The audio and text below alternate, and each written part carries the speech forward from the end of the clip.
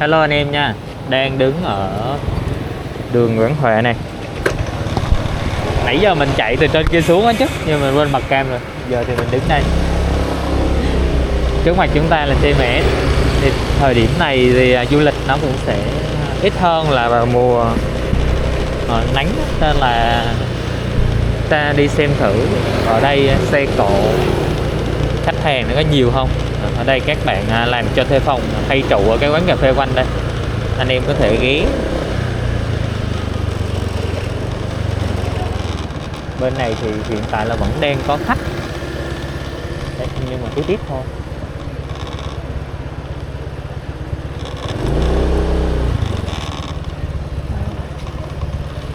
Sảnh này thì nay cái khách sạn ở phía trên nó vận hành rồi nên đẹp lắm anh em ạ. Thì ở đây anh em có thể chọn hai cái hình thức để mà chúng ta ở. Một là chúng ta chọn cái hệ thống khách sạn bên này họ đang vận hành sẵn đây, hoặc là chọn hệ thống căn hộ tự vận hành.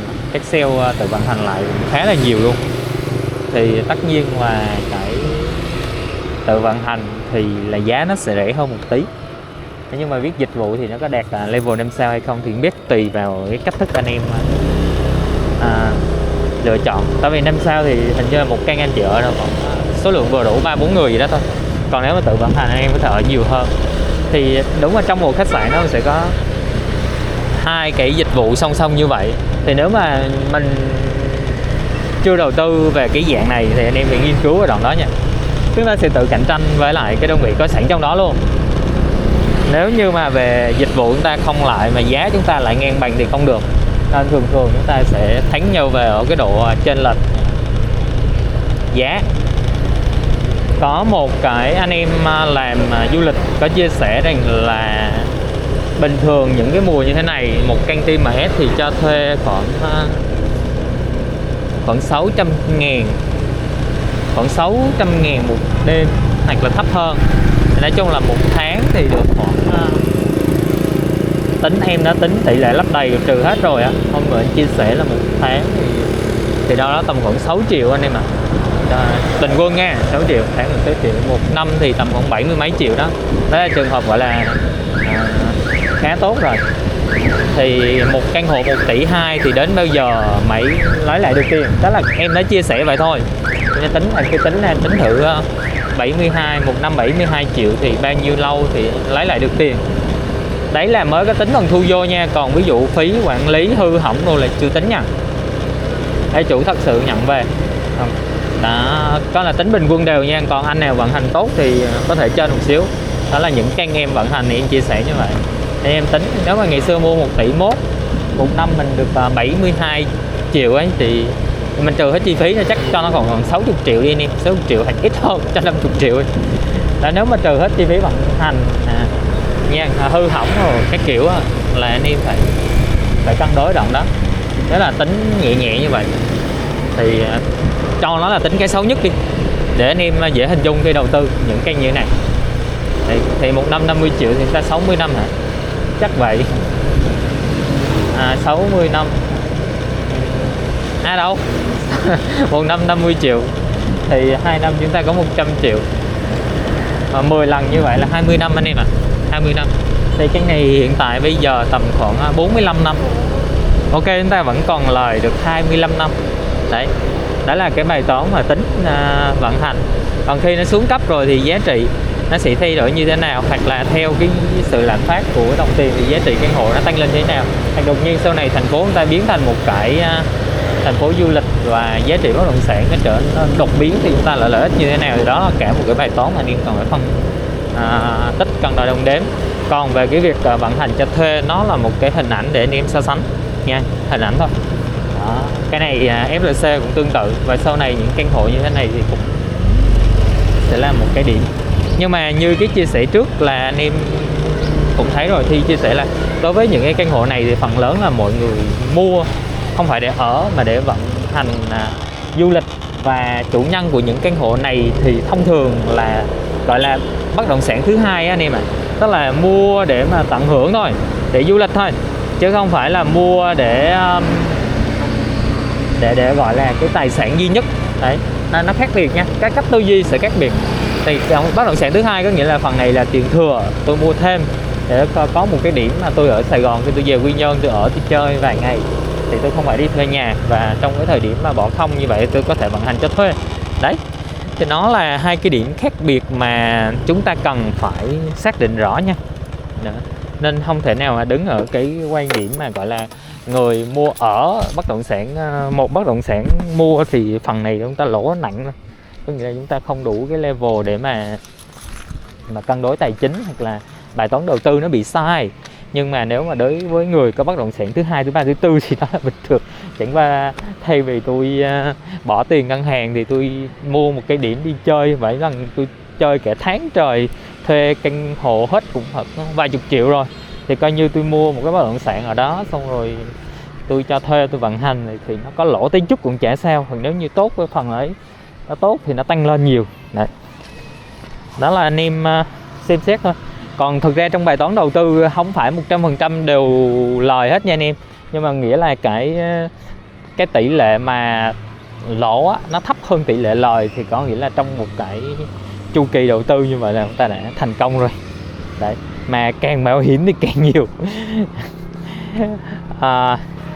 Tất nhiên cái này nó cũng không hoàn toàn đúng là rủi ro càng cao thì lợi ích càng nhiều, không đúng hoàn toàn nha. Nhưng mà trên cái cơ sở nếu đầy đủ dữ liệu và phân tích một cách chuẩn chỉnh thì nó cũng là một cái tiêu điểm. Vì người ta không dám vào, mình vào thì nó sẽ giá nó chưa đợi lên cao, là giá vốn thấp, mà nếu mà cuộc thi để sinh lời thì sinh lời cao. Như ngày xưa mình anh em nào mà chê cái vùng đường Nguyễn Thị Định ấy, thì chắc cũng sẽ hiểu. Đấy, còn nếu như bài toán của Nhân Hội DCT thì bức tranh vẽ rất là đẹp. Nhưng mà tại vì nếu mà chúng ta vào cái thời kỳ điểm sâu giá vốn quá cao thì điểm huề vốn chúng ta nó sẽ xa rồi, nguy cơ lỗ. Đấy, tất nhiên rồi, cái gì nó cũng sẽ có một cái điểm rủi ro mà người ta vào trước thì nó đỡ hơn, vào sau thì nó nặng hơn. Giới tinh hoa vì sao họ luôn đi đầu? Tại vì họ quá biết về chu kỳ này rồi. Viết cái điểm vào, chúng ta thua nhau ở cái điểm vào thôi, cùng một cái dự án anh em ạ. Wow, đây này cua nhiều nè.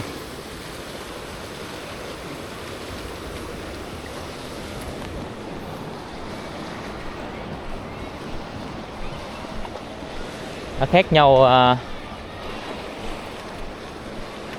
ở cái thời điểm tham gia cuộc chơi. Rồi, cái điểm đó thì chắc các bạn chị trẻ thì ít nghiên cứu, chứ còn các anh em nào làm bất động sản nhiều chắc biết hết rồi. Nên đây là cái kiểu mình hiểu sao mình nói vậy nha, có thể nó bị sai, có thể bị thiếu nha anh em. Đừng có nói là quay video là phải chuẩn hết, không phải, nó thuộc về quan điểm cá nhân, chia sẻ cá nhân. Nên là nhiều khi mình đâu có đạt tới cái level đó rồi mình chia sẻ, nó mình luôn luôn nói rằng là có nghĩa là đây là quan điểm, là cái hiểu biết tạm thời của mình thôi. Anh em nào hiểu biết cao hơn thì nhớ là comment phía dưới để Thi thay đổi, học tập thêm. Còn anh em nào mà thấy còn thắc mắc thì mình vẫn cứ comment chia sẻ bình thường. Còn cười thì đừng cười mọi người ạ, tại vì có thể là cái tầm của Thi nó tới như vậy thôi. Nên anh em hãy giúp Thi là phát triển hơn chứ đừng có chê trách. Tại vì thà rằng mình nói ra để mình biết mình thiếu ở đâu, hay là người ta nói là khoe cái dốt ra để người ta còn chỉ cho thông minh hơn ấy. Còn hơn là cứ im ỉm, mình cứ im mình đâu biết là mình sẽ thiếu cái gì đâu. Hôm nay Thi chia sẻ vậy sẽ có anh chị nào đó tốt bụng, cô chú nào đó tốt bụng sẽ comment và chỉ cho mình cái điểm đó. Đó là cũng may mắn rồi mọi người, còn im ỉm giữ trong người thì đâu có biết. Đấy, ok. Đi ở đây thì để ngắm lại thành phố chúng ta. Hôm qua thì Thi ở đầu bên kia rồi, có một quay video short ngắn ở đầu tên biểu tượng ASEAN Quy Nhơn. Hôm nay thì đi bộ xuống dưới đây mọi người ạ. Đi bộ dưới này còn chạy xe xuống rồi. Ok, đúng rồi, đi cho nó thư giãn. Hôm nay 71 kg rồi, sợ thiệt. Hồi ở Lâm Đồng nó chỉ có 55 kg thôi nè mà. Mới có 5 năm mà đã tăng thế này, tiêu rồi, không ổn rồi.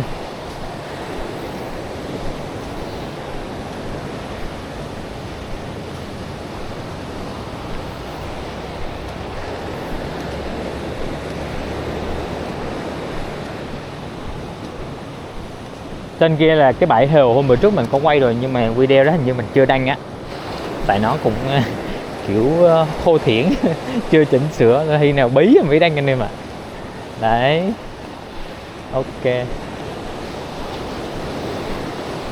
thôi, không chém gió rồi để anh em ngắm biển nha.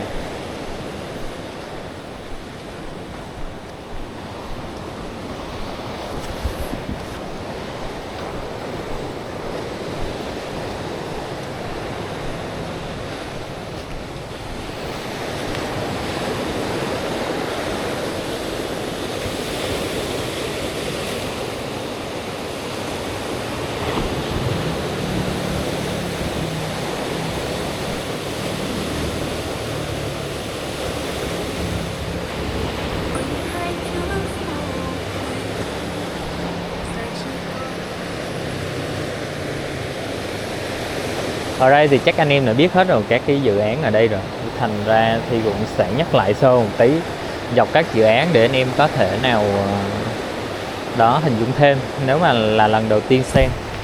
Thế thì khu vực này là cụm khách sạn của Hương Việt. Đây là một trong những chủ đầu tư bất động sản lớn đấy, nhiều lắm anh em ạ.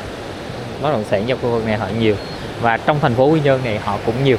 Thì tất nhiên là mình nói về công ty thôi, còn chủ nhân thì mình cũng không biết nữa. Đấy, nhưng mà thấy nhiều. Đó là cái hệ thống là doanh nghiệp địa phương và bất động sản là chiếm các vị trí đẹp ấy, nhiều á. Rồi phía trên kia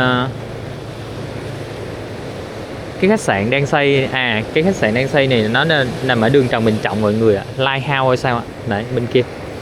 Còn chỗ này là khách sạn 4 sao. Thì cái đây là khách sạn riêng rồi. Dọc đây nó sẽ còn nhiều khách sạn nhỏ nhỏ dưới nữa. Còn cái tòa nhà kia là TMS thì ngày trước giờ nó vẫn khi quay bờ biển Quy Nhơn nó vẫn rất là nổi trội nhất. Đấy. Và cái cách họ tạo những cơn sóng lượng thế này cũng hay, đẹp. Cái dự án 2 tòa đang xây kia là Vietselling trên kênh Bửu Thi thì quay quá trời quá đất rồi. Ở đây gần quá chúng ta không thấy Antara, không thấy Phú Tài Residence. Đấy. Bên kia cái dự án đây thì